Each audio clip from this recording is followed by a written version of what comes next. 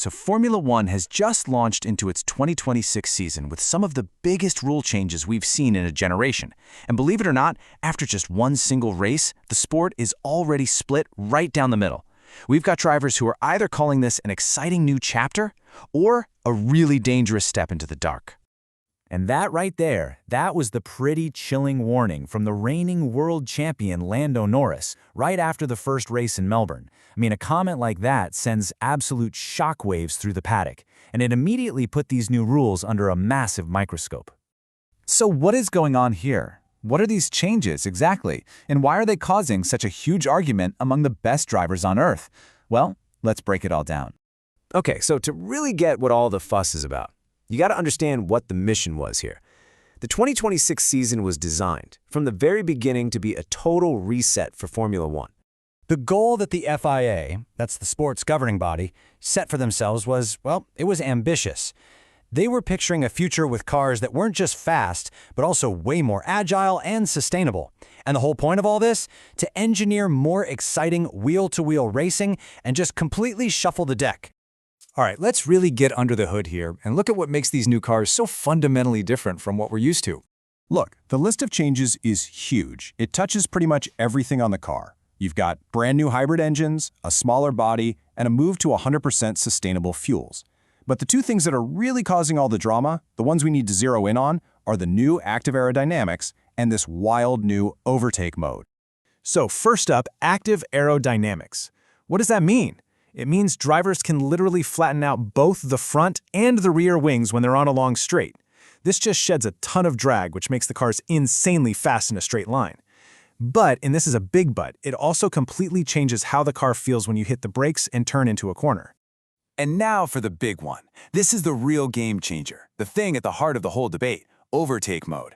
It replaces the DRS system we all know. But instead of just a flap opening on the wing, now a car that's chasing another can use its electrical power for way longer than the car in front. The result? A huge speed difference between them. And it's that sudden closing speed that's got drivers so worried about safety. And it's not just the tech under the skin. The cars themselves are physically different. They're shorter, they're narrower, and crucially, they're 32 kilograms lighter.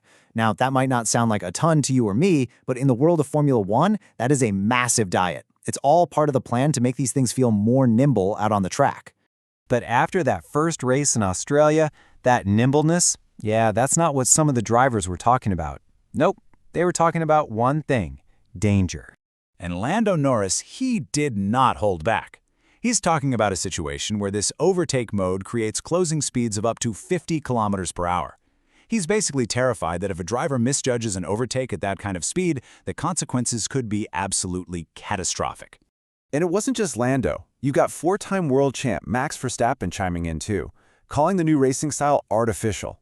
He feels like all this constant energy management and the push-to-pass button has taken away from that raw, pure driving that F1 is supposed to be all about. Okay, but hold on. That's just one side of the story. You walk down the pit lane a little bit, and the vibe is completely different. Some drivers thought it was an absolute blast. Take Lewis Hamilton, now in a Ferrari. His take? Totally different. He said he personally loved it. He thought the new challenge was fun to drive and was praising the good back and forth battles he was seeing on track.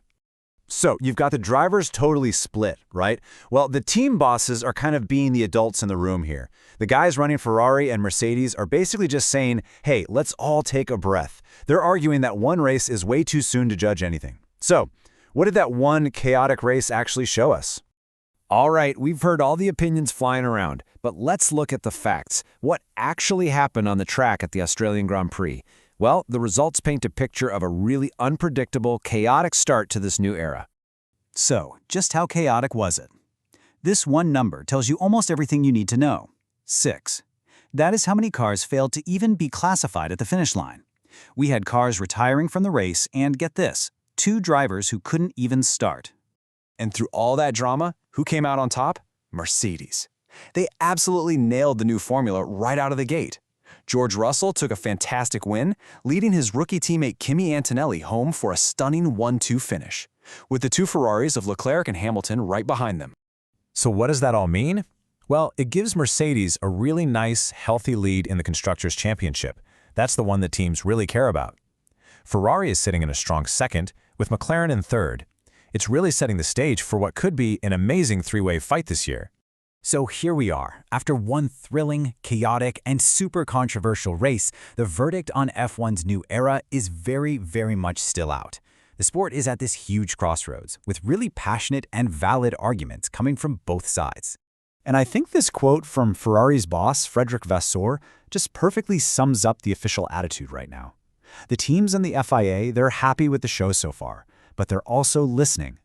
They've made it really clear that if they need to make changes for safety or just for better racing, they're ready to do it. And that leaves us in the entire sport with this massive question hanging in the air. Has Formula One managed to engineer a more exciting future?